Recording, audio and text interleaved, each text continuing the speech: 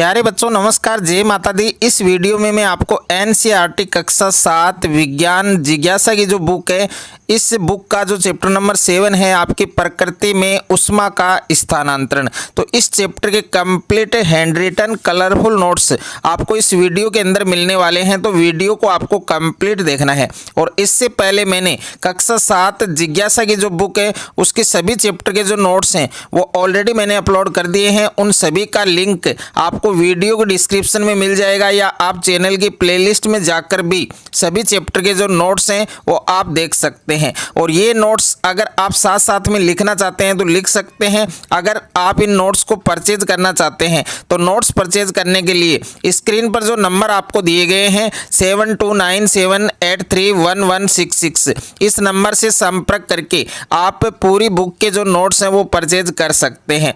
तो शानदार नोट्स हैं। इन नोट्स के अलावा आपको बुक है वो नहीं पढ़ना पड़ेगा। और इसमें मैंने जितने भी आपके कंप्लीट नोट्स हैं वो मैंने इंक्लूड किए हैं। जितने भी आपके मोस्ट इंपॉर्टेंट क्वेश्चंस हैं वो सारे क्वेश्चंस मैंने इन नोट्स में इंक्लूड किए हैं। तो कक्षा 7 जिज्ञासा का जो 7वां चैप्टर है आपकी प्रकृति में ऊष्मा का स्थानांतरण, तो इस चैप्टर के कंप्लीट जो नोट्स हैं कलरफुल नोट्स हैं वो आप देख सकते हैं। तो सबसे पहले हम बात करेंगे ऊष्मा की, यानी ऊष्मा क्या होती है। तो ऊष्मा है वो एक प्रकार की ऊर्जा है। जैसा कि आप जानते हैं कि ऊष्मा है वो एक प्रकार की क्या है, ऊर्जा है, जो गर्म वस्तु से ठंडी वस्तु की ओर प्रवाहित होती है। ऊष्मा के कारण वस्तुओं का जो तापमान है, जो टेम्परेचर है वो बढ़ता या घटता रहता है। ये बात आपको अच्छे से याद रखनी है। उसके बाद में है बच्चों आपके हीट ट्रांसफ़र, यानी ऊष्मा का जो स्थानांतरण है वो किस प्रकार से होता है। तो गर्म वस्तु से ठंडी वस्तु की ओर ऊष्मा के जाने की प्रक्रिया को क्या कहा जाता है, ऊष्मा का स्थानांतरण कहा जाता है। यानी गर्म वस्तु से ठंडी वस्तु की ओर ऊष्मा के जाने की जो प्रोसेस है, प्रक्रिया है, उसको हम क्या कहते हैं, ऊष्मा का स्थानांतरण कहते हैं। ये बात भी आपको अच्छे से याद रखनी है। उसके बाद में है डियर स्टूडेंट कि ऊष्मा का जो स्थानांतरण है वो मुख्य रूप से 3 प्रकार के होते हैं। ऊष्मा का स्थानांतरण है वो मुख्य कितने प्रकार के होते हैं, 3 प्रकार के होते हैं। इसमें पहला प्रकार क्या है आपके चालन है। पहला प्रकार क्या है, चालन। और दूसरा प्रकार है उसका नाम क्या है, सेवन। और तीसरा प्रकार है उसका नाम क्या है, विकिरण। तो इन तीनों प्रकारों के नाम आपको अच्छे से याद रखने हैं। अब हम पहले प्रकार की बात करेंगे, ऊष्मा का जो स्थानांतरण है उसका पहला प्रकार क्या है आपके, चालन। अब चालन की परिभाषा की बात करेंगे, चालन क्या होता है और कौन कौन से इसके एग्जाम्पल हैं, इसका प्रयोग किस प्रकार से किया जाता है। तो चालन क्या होता है कि जब ऊष्मा किसी पदार्थ में उसके कणों के प्रत्यक्ष संपर्क के द्वारा एक स्थान से दूसरे स्थान तक पहुंचती है तो इसे हम क्या कहते हैं, चालन कहते हैं। कि जब ऊष्मा किसी पदार्थ में उसके कणों के प्रत्यक्ष संपर्क के द्वारा एक स्थान से दूसरे स्थान तक पहुंचती है तो इसे क्या कहा जाता है, चालन कहा जाता है। उसके बाद में बच्चों इसके उदाहरण हैं, तो इसके कौन कौन से उदाहरण हैं। पहला उदाहरण आपको दे रखा है कि धातु के चम्मच का गर्म हो जाना, धातु के चम्मच का गर्म हो जाना। और दूसरा उदाहरण है लोहे की छड़ का एक सिरा गर्म करने पर दूसरा सिरा है वो भी क्या हो जाता है, गर्म हो जाता है।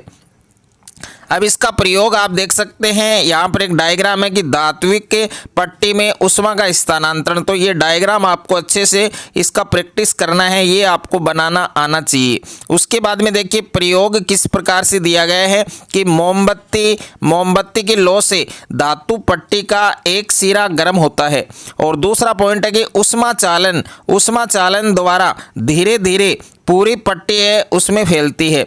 और तीसरा पॉइंट है कि जिस पिन के पास पहले ऊष्मा पहुंचती है वहां का मोम पहले पिघलता है और वह पिन सबसे पहले गिरती है। उसके बाद में नेक्स्ट पॉइंट है कि इसके बाद दूसरी, तीसरी, चौथी पिन क्रम से गिरती जाती है।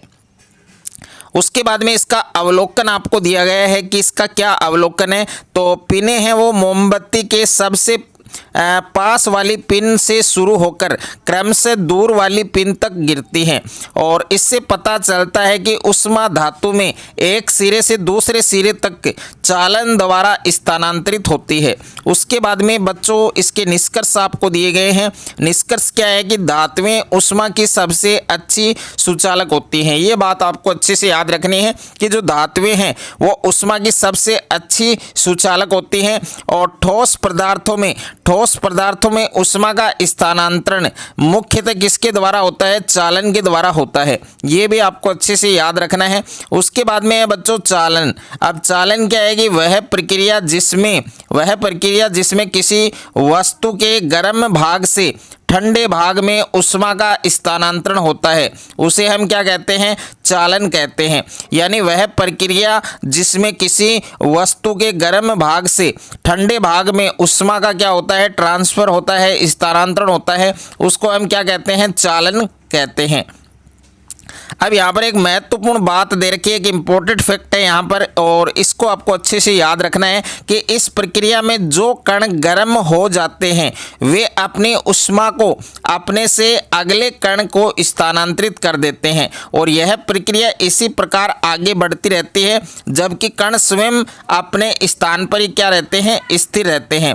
उसके बाद में है बच्चों सुचालक। अब सुचालक क्या होता है? सुचालक क्या होता है? ऐसे पदार्थ जो ऊष्मा को अपने में से सरलता से संचरित होने देते हैं वे ऊष्मा के क्या कहलाते हैं? सुचालक कहलाते हैं। यानी ऐसे पदार्थ जो ऊष्मा को अपने में से सरलता से संचरित होने देते हैं वे ऊष्मा के क्या कहलाते हैं? सुचालक कहलाते हैं। उसके बाद में है बच्चों कुचालक। यानी कुचालक क्या होता है? कुचालक की क्या परिभाषा होती है? तो कांच और लकड़ी जैसे पदार्थ ऊष्मा को अपने अंदर सरलता से संचरित नहीं होने देते हैं और वे ऊष्मा के क्या होते हैं? कुचालक होते हैं। मृदा और चीनी मिट्टी भी ऊष्मा के क्या होते हैं? कुचालक होते हैं। उसके बाद में देखिए यहाँ पर एक इम्पोर्टेंट फैक्ट दे रखा है आपके एग्जाम में सीधा आपके छप सकता है कि कपों में रखी हुई चाय यानी कप में जो चाय रखी हुई होती है या फिर कॉफ़ी अधिक समय तक गर्म बनी रहती है, ये इसी का कारण है। और उसके बाद में देखिए गर्मियों में हमें सूती कपड़े पहनने चाहिए। यहाँ से ये वाला क्वेश्चन आपके परीक्षा में छप सकता है कि गर्मियों में हमें सूती कपड़े हैं वो क्यों पहनने चाहिए, क्या कारण है? तो क्योंकि इनके द्वारा पसीने का अधिक अवशोषण हो जाता है और जो वायुमंडल में आसानी से वाष्पीकृत हो जाता है। उसके बाद में देखिए ऊनी कपड़े हैं वो वायु को अपने अंदर छिद्रों में फंसा लेते हैं और वायु ऊष्मा की कुचालक होती है। अतः यह हमारे शरीर से परिवेश की ओर ऊष्मा के प्रवाह को कम कर देती है। इसके परिणाम स्वरूप हमें गर्मी का अनुभव होता है और इसी प्रकार से कपड़ों की परतों के बीच में उपस्थित वायु ऊष्मा की कुचालक का कार्य करती है और हमें गर्म रखती है। हम एक मोटे कंबल के स्थान पर दो पतले कंबलों को लेना अधिक पसंद करते हैं।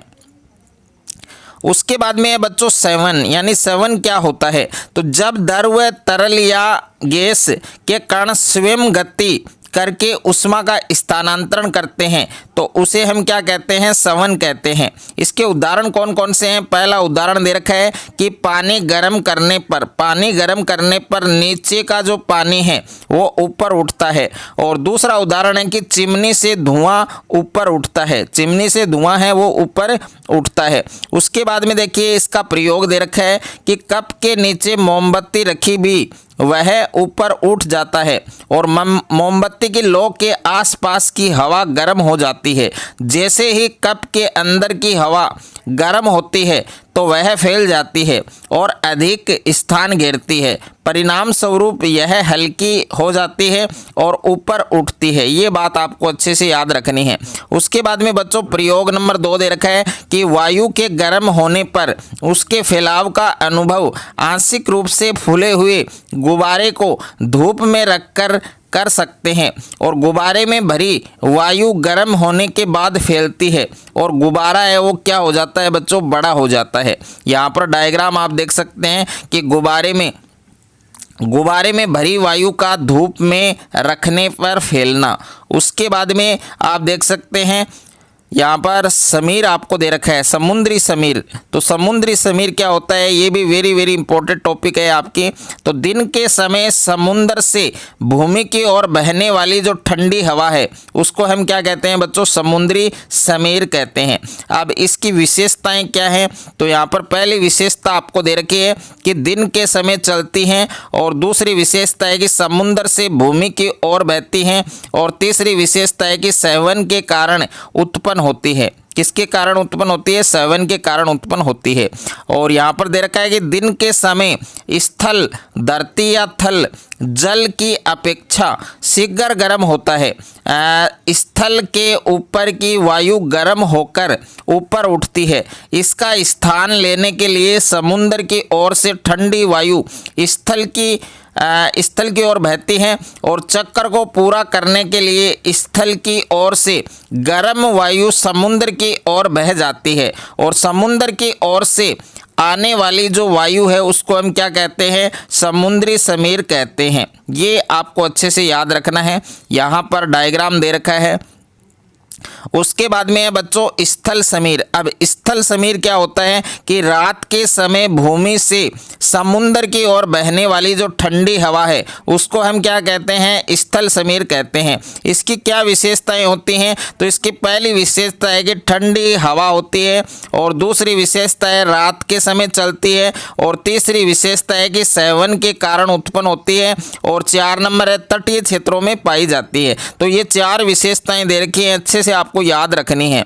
यहाँ पर दे रखा है रात के समय यह प्रक्रिया विपरीत हो जाती है, और सूर्य के प्रकाश के अभाव में स्थल जल की अपेक्षा शीघ्र ठंडा होता है, और परिणाम स्वरूप समुद्र के ऊपर की हवा गर्म होकर ऊपर उठती है, और स्थल से ठंडी हवा समुद्र की ओर बहती है। स्थल से समुद्र की ओर ठंडी हवा के गमन को क्या कहा जाता है बच्चों, स्थल समीर कहा जाता है।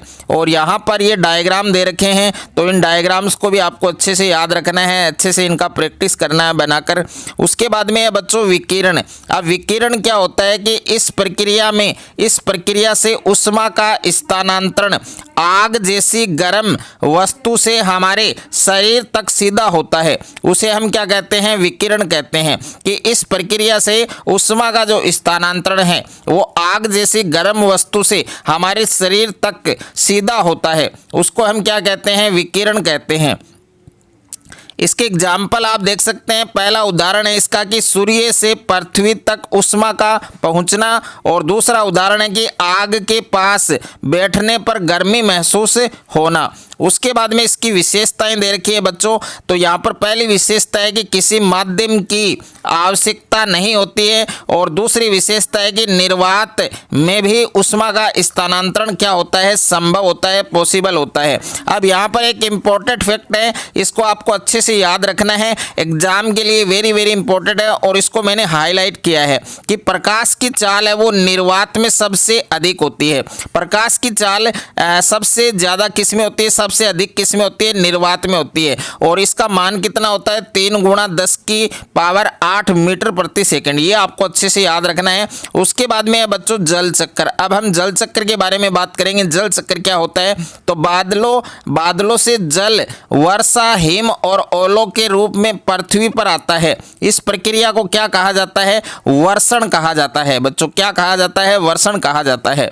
और जल वाष्प के रूप में जल निरंतर ऊपर की ओर गति करता है, और वर्षण द्वारा नीचे की ओर गति करता है, जिससे यह पुनः जल निकायों में वापस आ जाता है, और यही क्या कहलाता है, जल चक्कर कहलाता है। उसके बाद में आगे आपको जल चक्कर के बारे में दिया गया है कि जल चक्कर है वो नदियों, झीलों और समुद्रों में जल के पुनः वितरण और पुनः पूर्ति में सहायता करता है, और यह पृथ्वी पर जल की कुल मात्रा को संरक्षित रखने का कार्य है वो भी करता है। जो जल पृथ्वी की सतह पर गिरता है वह तालाबों, झीलों, नदियों और समुद्रों में चला जाता है या भूमि में रिस जाता है। यह आपको अच्छे से याद रखना है बच्चों। यहाँ पर ये डायग्राम आप देख सकते हैं। उसके बाद में है अंतःनिस्यंदन। अब देखिए अंतःनिस्यंदन क्या होता है कि वह प्रक्रिया जिसमें पानी पृथ्वी की सतह से रिसकर नीचे मिट्टी और चट्टानों में चला जाता है और अतः सेंदन कहलाता है। यानी बजरी से पानी सबसे तेजी से रिसता है, जो बजरी है उससे पानी है वो सबसे तेजी से रिसता है, यह क्या कहलाता है, अंतःसेंदन कहलाता है। उसके बाद में है बच्चों भौम जल। अब देखिए भौम जल का नाम आपने सुना होगा। भौम जल क्या होता है कि जो पानी जमीन के नीचे रिसकर चट्टानों की दरारों और छिद्रों में एकत्र हो जाता है, इकट्ठा हो जाता है, उसे हम क्या कहते हैं, भौम जल कहते हैं। और कुओं द्वारा इसी पानी को निकाला जाता है। कुओं के द्वारा जो पानी निकाला जाता है वो भौम जल होता है। उसके बाद में है जलभृत। जलभृत क्या होता है कि जमीन के नीचे वह परत या चट्टानी स्तर जहां पानी संग्रहित होता है उसको हम क्या कहते हैं, जलभृत कहते हैं। और यहाँ पर डायग्राम दिया गया है, ये डायग्राम आप देख सकते हैं, ये आपके सेकंड डायग्राम है, इसको भी आपको अच्छे से इसका प्रैक्टिस करना है। उसके बाद में देखिए बच्चों इस चैप्टर के जो कंप्लीट नोट्स हैं वो आपके ऑलरेडी समाप्त हो चुके हैं। अब इस चैप्टर के जितने भी आपके वेरी मोस्ट इंपॉर्टेंट क्वेश्चन हैं उनके बारे में हम डिस्कस करेंगे। तो सबसे पहले आपके बहुविकल्पीय प्रश्न है, मल्टीपल चॉइस क्वेश्चन है। तो यहाँ पर पहला प्रश्न आपको दे रखा है कि ठोसों में ऊष्मा का स्थानांतरण मुख्य रूप से किस विधि के द्वारा होता है। इसमें फर्स्ट ऑप्शन दे रखा है संवहन, और सेकंड ऑप्शन है आपके चालन, और थर्ड ऑप्शन है आपके विकिरण, और फोर्थ ऑप्शन है आपके वाष्पीकरण। तो इसका सही उत्तर क्या होगा, आपके चालन होगा। यानी जो ख वाला ऑप्शन है वो आपका करेक्ट आंसर बनेगा। उसके बाद में देखिए सेकंड क्वेश्चन आपको दे रखा है, प्रश्न संख्या 2 है आपके कि समुद्र समीर बहने का सही समय कौन सा है। तो यहाँ पर फर्स्ट ऑप्शन में दे रखा है रात के समय, और सेकंड ऑप्शन है दिन के समय, और थर्ड ऑप्शन है आधी रात को, और फोर्थ ऑप्शन है सर्दियों की रात में। तो इसका जो उत्तर है वो आपको कमेंट बॉक्स में बताना है।